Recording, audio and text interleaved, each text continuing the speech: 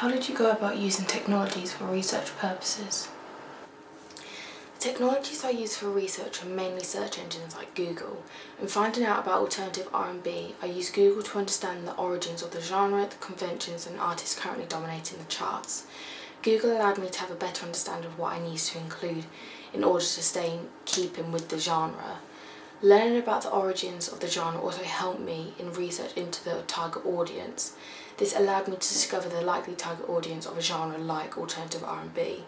In terms of researching, Google played a large part in this process. When learning about the music, I also went onto YouTube and watched music videos of my chosen artists and different dominating artists in this genre, such as Bryson Tiller and ZSA. Can you give a specific example of a research finding which had a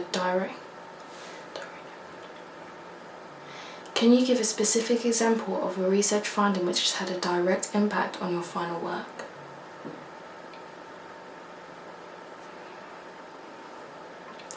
Can you give a specific example of a research finding which has had a direct impact on your final work?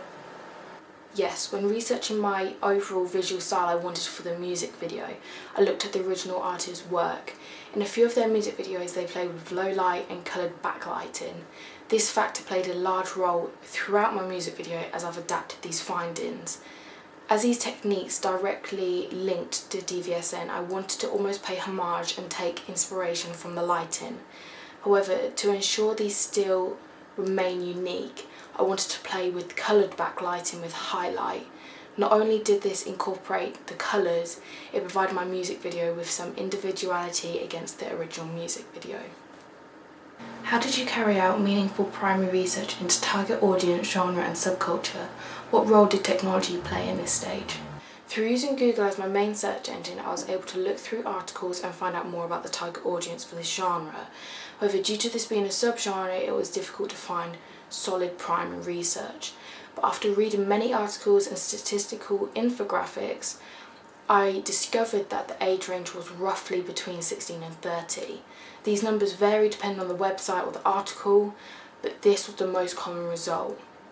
When conducting research on the genre, I went to Spotify and listened to songs which they categorise as alternative R&B. I noticed down a few of the songs which sounded similar to DVSN and went to YouTube and looked for their music video. I wanted to find out whether they shared any technical or visual aspects. This research into the genre helped me, first of all, to have a better understanding of the sound and the style which is presented within most of the songs in this genre, but secondly to understand about the music videos and how they're constructed. By analysing different alternative R&B music videos, I defined what was a reoccurring convention. The subculture for alternative R&B is not as clear as other music videos. With this style of music attracting multiple subcultures, it's difficult to just define one. The most common subculture for this genre would be hipsters. When researching this genre, it can be described as PB R&B, indie R&B and hipster R&B. Therefore, the two main subcultures are indie and hipster. As a whole, this genre is a combination of many different styles of music, such as contemporary R&B, electronic, indie rock and neo-soul. How did technology help you construct a work plan to identify milestones, resources and time management? Technology helped me with time management throughout the planning stages. By setting weekly reminders on my phone with this week's tasks allowed me to keep on top of the workload.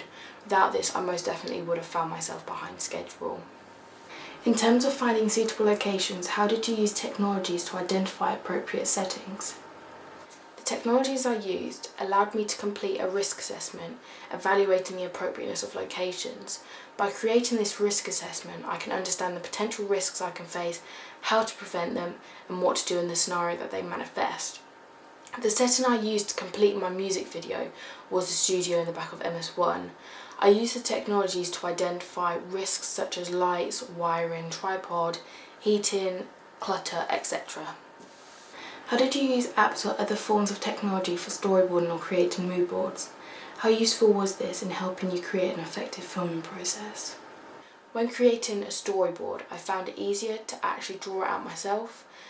This allowed me to get the angles that I wanted and placing individuals within the frame. in the place that I had envisioned. In hindsight, I could have used technologies to create a storyboard, as it would have saved me a lot of time. However, I thought it wouldn't look exactly how I imagined. Which editing software did you use for your video? Compared to your AS work, how did you manage to exploit the settings and create a sophisticated effects? The editing software I used was Final Cut Pro. Initially I used Movie Maker at home, but as I anticipated, it took a lot more time and it wasn't as efficient as I thought Final Cut Pro would be. Luckily the switch of software was quite early in the process, so it didn't waste too much time. When editing on Final Cut Pro, I exploited a lot more of their correcting effects. With one of the shots, I attempted an arc shot, but the end product came out quite bumpy. To try and solve this issue, I used a stabilizer effect in post-production. This helped to a certain degree, but only if it was on a low setting. I played with increasing the stabilization of this specific shot and it began to morph and disform the frame. In addition, unlike my AS work, I concentrated on the colour correction side of the post-production. Because the colouring was so important in my music video to convey the representation and narrative, I thought it was essential to spend a lot of time on this. Which image manipulation software did you use for your digipack and advert? The software I used for my digipack and advert was Photoshop. I found this software really easy to use and I think it created the effect I was looking for well. To create the outlines of the individual in my digipack, I used the standard paintbrush on size 4, and then for the smaller and more intricate details I used size 1. These were the main 2 sizes which I used during this process. In the case that I made a mistake, I used the eraser tool. This would leave little white patches in the image, so to try and resolve this, I duplicated the image layer and placed it underneath the layer that I was working on with the paint and the eraser.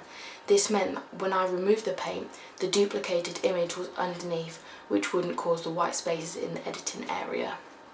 Which cameras and lenses did you use and which settings did you exploit? Can you give specific examples of how this helped you create more sophisticated works in terms of mise-en-scène, depth of field, ambience and narrative?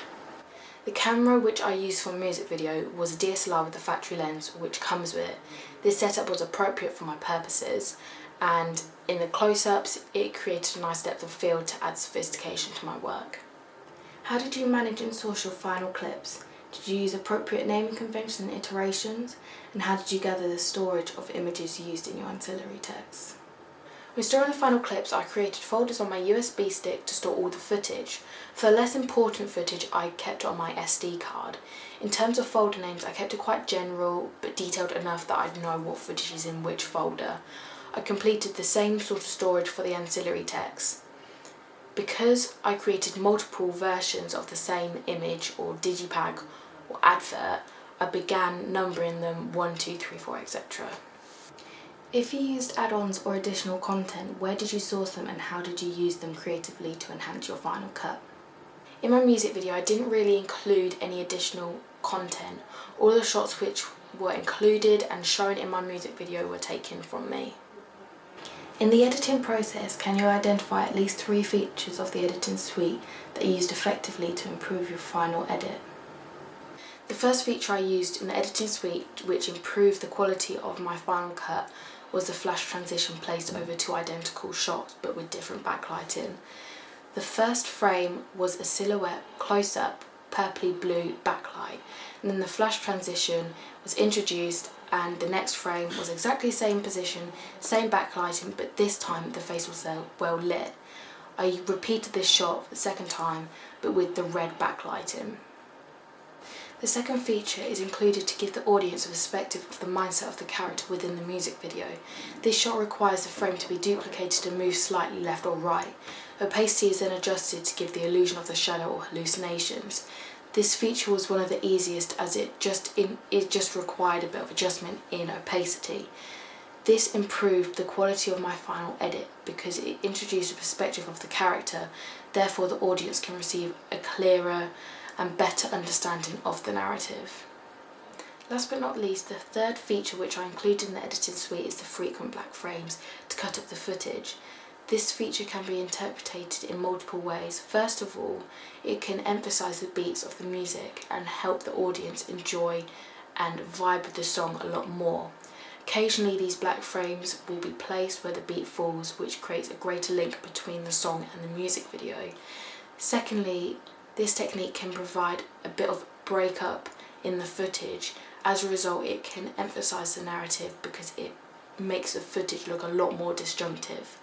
The last interpretation for this feature is the reinforcement of the narrative. The black frames can represent the blackouts of the character and can provide the audience with more context about what the character is actually experiencing.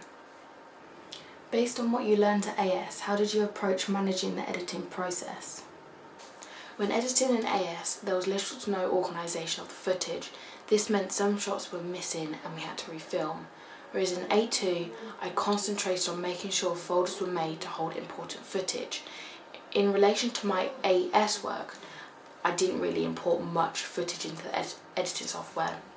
But in A2, I made sure I imported as much as I needed because this gave me more to work with and I could find the best arrangements of shots. During this process, I didn't feel the need to delete any footage to provide more space. I used a 16GB USB stick to hold the majority of my footage and I didn't find it necessary to delete any files. How did you use technologies to gather and analyse audience feedback? How did you present this feedback to identify specific areas of improvement? To create audience feedback, I made a questionnaire on Word and asked people to fill it out after they'd watched my music video. When analysing results, I was able to underline the key areas of improvement. The main quantitative question which I included in almost every version of the questionnaire was how would you rate the colouring in this music video? Because the backlighting and colouring in general played such an important role in the music video, I thought it was vital to get the perspective of the audience. This data has greatly impacted my final cut because the colouring is much more vibrant and eye-catching now. With hindsight, is there any way you could have used technologies available to you more effectively in your project? Is there any technologies you did not have that you would have liked to use? In reflection, I don't really think there was any technology I could have incorporated which would have been more effective. I ensured I used all the technologies I wanted in this project and made sure I took advantage of the technologies available to me.